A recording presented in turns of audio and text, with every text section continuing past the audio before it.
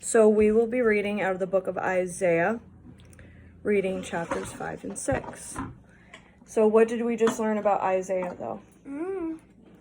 He's the highest prophet in the Old Testament. John is the highest prophet in the New Testament. Okay? So, chapter 5. How many ounces did you give him? I gave him 7.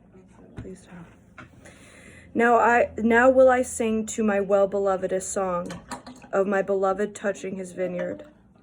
My well-beloved with a vineyard and a very fruitful hill.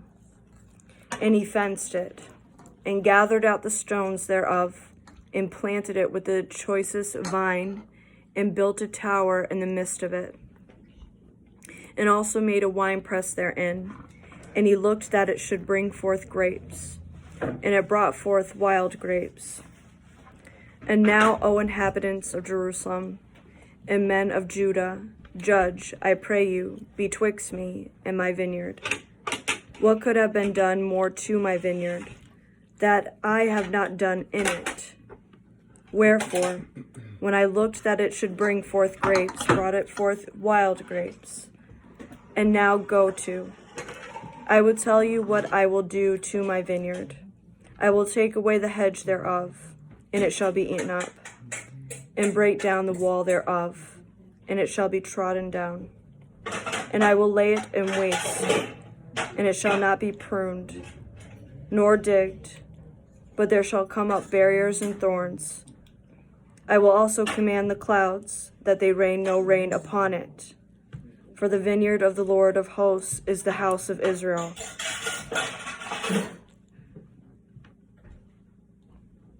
And the men of Judah, his pleasant plant, and he looked for judgment, but behold oppression, for righteousness, but behold a cry. Woe unto them that join to house, that lay field to field, till there be no place, that they may be placed alone in the midst of the earth. And mine ears, said the Lord of hosts, of a truth many houses shall be desolate, even great and fair, without inhabitant. Yea, 10 acres of vineyard shall yield 1 bath, and the seed of an homer will yield an ephah. Woe unto them that rise up early in the morning, that they may follow strong drink, that continue until night, till wine inflame them.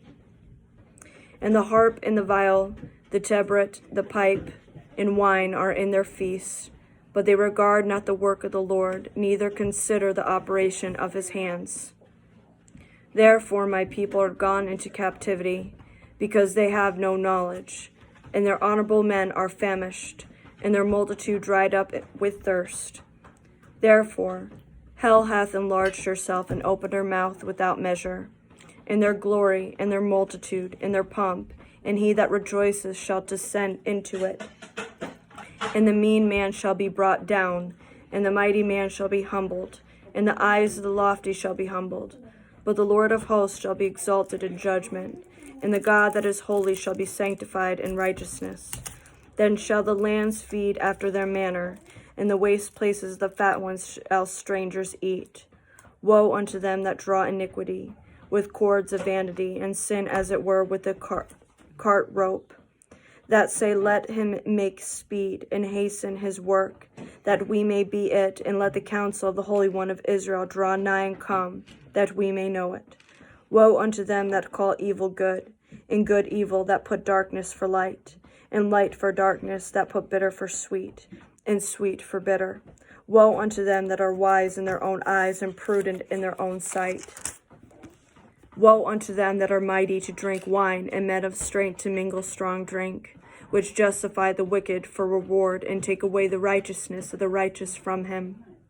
Therefore, as the fire devoureth the stubble, and the flame consumeth the shaft, so their root shall be the rottenness, and their blossom shall go up as dust, because they have cast away the law of the Lord of hosts, and despised the word of the Holy One of Israel. Therefore is the anger of the Lord kindled against his people, and he hath stretched forth his hand against them, and hath smitten them, and the hills did tremble, and their carcasses were torn in the midst of the streets. For all this his anger is not turned away, but his hand is stretched out still. And he will lift up an ensign to the nations from far, and will hiss unto them from the end of the earth. And behold, they shall come with speed swiftly. None shall be weary, nor stumble among them. None shall slumber, nor sleep. Neither shall the girdle of their loins be loose, nor the latchet of their shoes be broken, whose arrows are sharp, and all their bows bent. Their horses' hoofs shall be counted like flint, and their wheels like a whirlwind.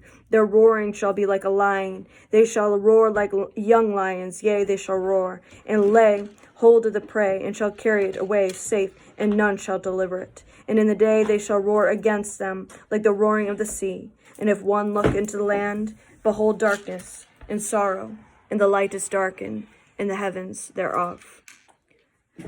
That is Isaiah chapter 5.